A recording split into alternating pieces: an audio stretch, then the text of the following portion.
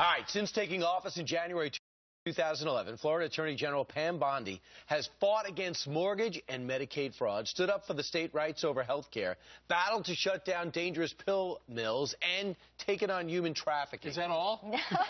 She's a superhero. She's also gained influence among politicos nationwide, and that's why Florida Attorney General Pam Bondi is one of our rising political stars.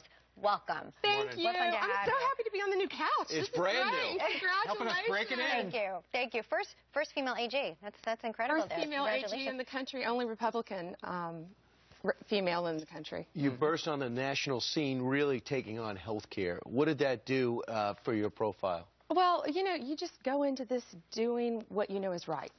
And that's all you can do.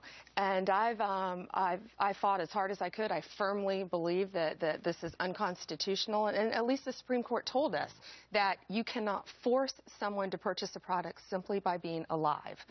So, you know, we have a long way to go. Now we're challenging the navigators, as you've talked about so much on Fox. And we're warning people to be careful because they're going to have your personal information.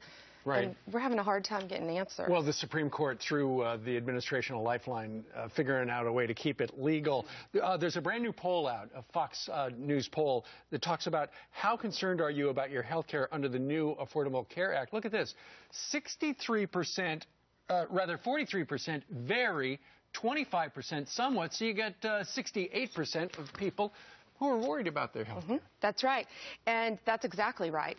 And I read that in the Wall Street Journal, and it was in there yesterday, I believe. And of course they are, and that's what we've been saying all along. You can't fly a plane while you're still building it, and that's what's happening with the health care. They're enacting this process, and they're not ready to. And that's what concerns us so greatly about privacy issues. Are you close to setting up your exchanges? Is your governor doing it?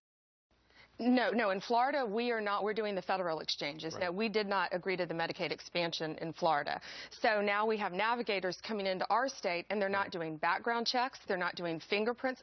Census takers have better background checks than the navigators. Sure. We hope they're all honest, but all we just want this is a consumer protection issue. Well, everybody seems to be jumping ship, including doctors who are opting out as well. Right. I want to ask you about something that you feel strongly about, the pill mills here. Yes. And we talked about this before.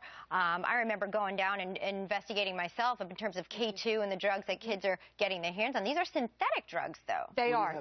Well, and this is so important for parents to see. These are mollies that you hear about in songs, which is basically the purest form of ecstasy.